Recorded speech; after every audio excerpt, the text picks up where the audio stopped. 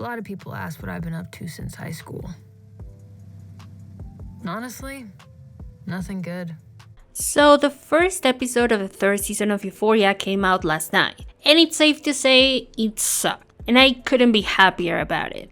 Don't get me wrong, I sort of liked Euphoria at first, but most of us have seen the decline of this universe since way before the first episode of last season started. From accusations of plagiarism, disagreements with the main cast, to the passing of two important actors in the show, I actually stopped having faith in it a while ago. And I'm not the only one. Lots of people on the internet have theorized what will be the future of Euphoria, with so many situations and delays happening around it, to the point of even debating if season 3 was even going to happen. And to be honest, it's not like this is something that was hard to predict based on how the show started and what was happening around it. Euphoria started as a show that delved into the complex situations that the main characters deal with in their teen years. Gender exploration, sexual confusion, unhealthy relationships with their parents or lovers, and even their own bodies, and the most prevalent one, drug use and drug addiction. The show did a good job showing the complex and difficult situations the characters had to navigate through, but without forgetting their humanity and their story. Two things that would separate the show from a lot of other teen shows by giving its characters the depth necessary to care for them beyond their terrible decisions. All of this is surrounded by an absolutely beautiful atmosphere of neon colors, glittery makeup, and fascinating personal style that only added more to each one of their characters. And season 3 of Euphoria has so far none of that. All the points that have been heavily praised by the critics and the audience have become either diluted or not existent in this season. And to be honest, I kind of expected this season to suck for many reasons, but mainly the fact that it was built on shaky ground by Sam Levinson, a name that back in 2019 was described as a promise in the writing and directing room, and has now become an absolute joke that not even his cast respects, and for good reasons. But let's not get ahead and let's make a list of the many reasons why Euphoria sucks now.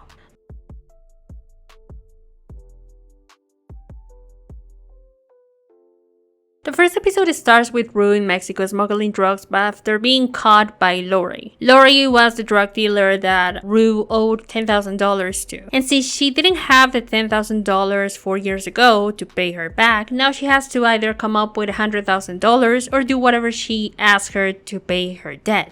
On the other hand, we have Cassie about to get married to Nate and being an OnlyFans creator. Jules being a sugar baby and Maddie being the assistant of a Hollywood manager while Lexi is the assistant of a screenwriter. So many things happened in the first episode, yet not much happened. The way Lori appears back again in Rue's life is anticlimactic, and to be honest, the connection we created with each one of the characters in season 1 was basically thrown away to the trash in season 3. And speaking of Cassie and Nate's relationship, it feels wrong in every possible way because the characters are not acting like they usually did. And I know it's been 5 years, a lot of time has passed and all that. And I understand that to a certain extent, Nate has mellowed up and has decided to settle for Cassie, which is something that his father did. So it would make sense that he would do the same instead of actually going for Jules, which is what he actually wants to do. But for Cassie, I don't know, it doesn't make sense that she's actually become this mastermind, manipulative, the one that actually gives the orders in the relationship. Because when the actress is trying to portray this sort of manipulative aura, she doesn't look threatening at all. She actually looks kind of brain dead. I don't know what else to say about this episode. It didn't make me feel anything, and for a long-awaited and acclaimed show to have this introduction after so long, it makes me feel that it is alive more out of spite than out of genuine interest in its message. And speaking about the message, let's talk about the writing.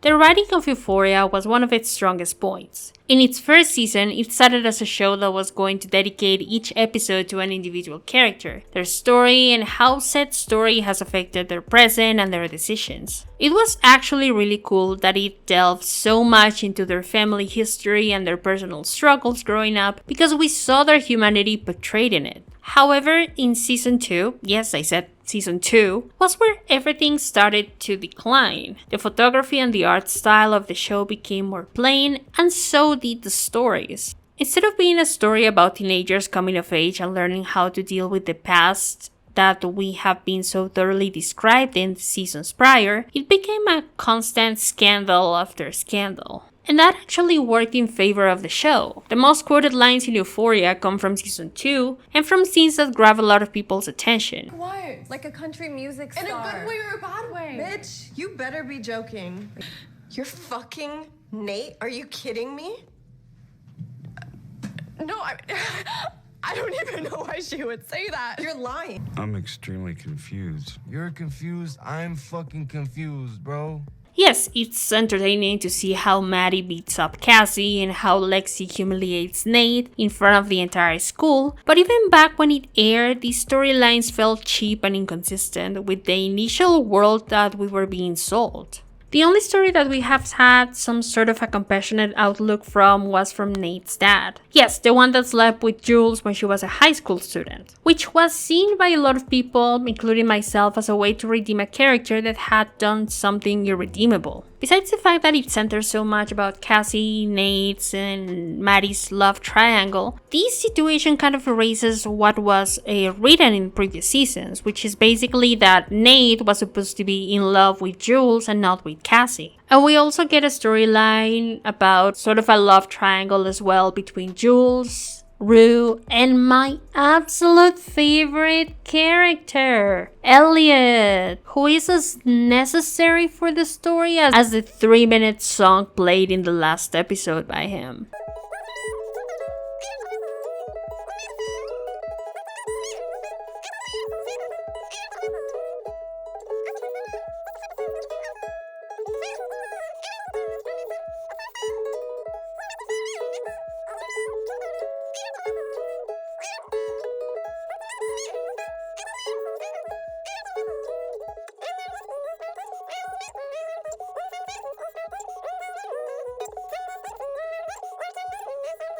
I don't know, I really didn't like this character, and they didn't have to make it that obvious that they wanted to launch his music career with this scene, but well, here we are, and he's coming to this 3rd season as well, so well.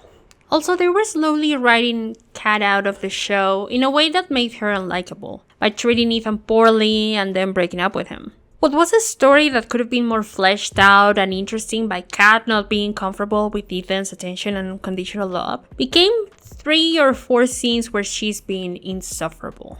In season 1, Kat was one of the characters that had one of the most relatable stories as an overweight girl who was uncomfortable with her own body. And as Euphoria has done since it started, the only way the writers could have made her be more confident is through, you guessed it, sex work. If her storyline in season 2 was going to be racier than hers in season 1, then I completely understand why Barbie Ferreira left the show alleging creative differences with Sam Levinson. Ah yes, Sam Levinson, the biggest rock on his own shoe. Based on how Sam Levinson writes about women, it's safe to assume that the only women he has come in contact with are either an overbearing and dominant mother or strippers. Do you guys remember this phrase that says, you know when a designer loves women based on how he dresses them? Well, the way Sam Levinson writes women is as if he doesn't even care to know anything about them besides the fact that they can give him sex. I collect the most sought-after resource on God's green earth, more valuable than gold, oil, uranium combined. I'm in the business of pussy. Because almost every female character in the show has had a storyline of them either becoming a sex toy or turning their body into their currency, and nowhere is this more evident than in season 3. What is Cassie doing years after high school? Sex work. What is Jules doing after high school? Sex work. What is Maddie doing after high school? She's initially a manager's assistant, but we know that eventually her job will involve sex work for some reason. What is Rue doing after high school? Well, she's not doing sex work, but she's a drug mule, and let's hope she doesn't eventually become a sex worker since Sam Levinson doesn't know how to write anything else. Oh, and beware if you're hungry for male validation, because he's gonna make you pay for it with scenes that look like a humiliation ritual. For that, and for looking like his mom, apparently. Seriously, this guy has mommy issues written all over him. Because really, the only people that the writer's room are not allowed to sexualize are the ones who have strict contracts, and a full team of PR people or family involved in the entertainment industry that protects them from Sammy's predatory hands. Zendaya has now a bigger star power based on her movie choices and her fashion sense, besides the fact that she is the show. The show only got made because she was attached to it. And on the other hand, we have Maud Apatow, who is the daughter of Judd Apatow and Leslie Mann. And since she does have connections to the industry through her parents, it's safe to assume that they are protective of her and will not allow the producers to take advantage of her. The writing and storyline progression in Euphoria leads me to believe that the aesthetics of the show weren't the only thing that Sam Levinson stole from others. Because the writing in Season 2 and so far in Season 3 seems weaker and over-sensationalized than the one in Season 1. It is safe to assume that the only thing he added in the writer's room was the sex storylines and maybe one or two of his personal experiences with drug addiction. And to be honest, Rue is the only character that has had sort of a consistent development, even if it's in a downward spiral. Zendaya's acting throughout the show has been phenomenal. Not only she got into her character, but she also made you feel exactly what a person in her position would feel, and that was powerful. Even with the sloppy start of Season 3, you can't complain about everything but her. But the rest of the storylines have been inconsistent, sloppy, and have changed tone so much that even if the characters have grown up 5 years since the last season, you're still wondering if you're watching the same show, because it's so drastically different from what we started with. And there's a lot to blame here, because behind the scenes, Euphoria has been anything but a bed of roses.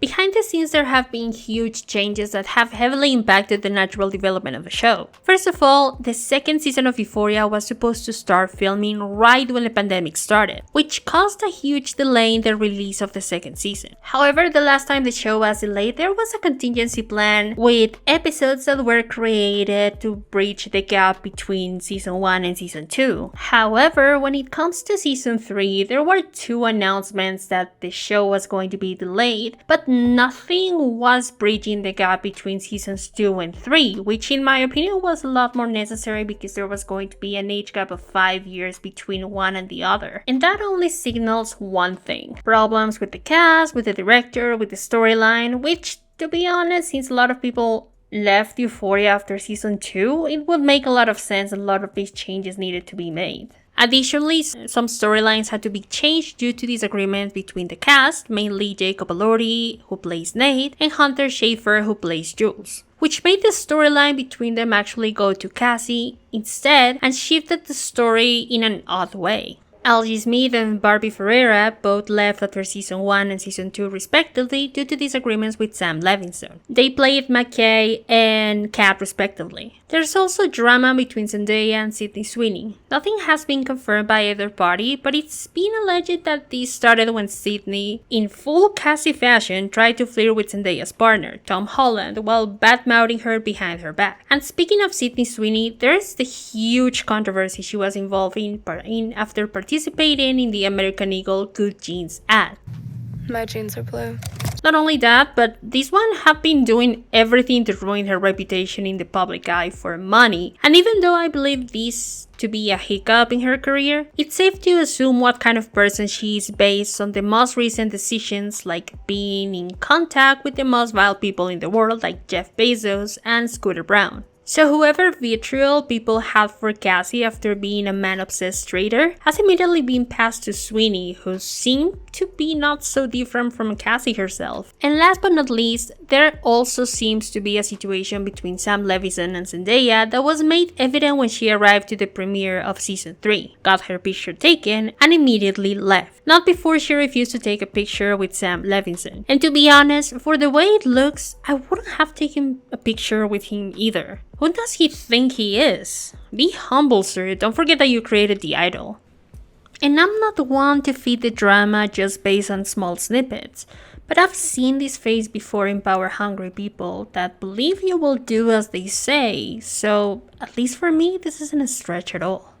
A lot of people attribute the instability of the show to the fact that most of the cast have become more successful. But to be honest, in my opinion, being loyal to Euphoria and its producer actually brings you one step closer to being betrayed by them. Let's not forget how the team behind the show treated Petra Collins when they didn't need her anymore. They stole her work and slapped another name on it. Or how they treated Labyrinth when a bigger composer came into the room. Because you can say what you want, but to me this sounds like they wanted to give a lot more credit to Hans Zimmer since he's an Academy Award winner, and Labyrinth has made his career working with the show and it's not as well known as Zimmer.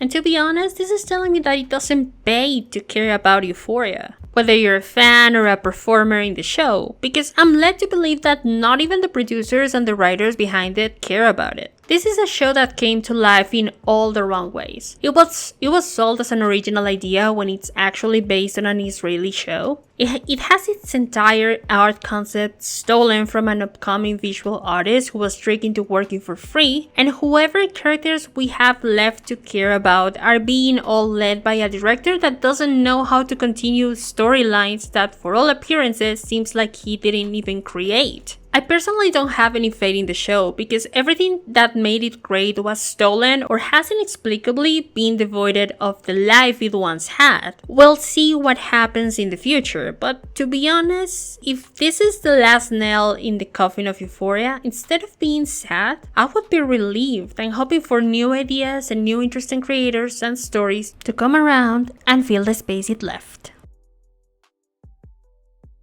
Thank you for watching. Don't forget to subscribe, like, comment, and share. Bye bye!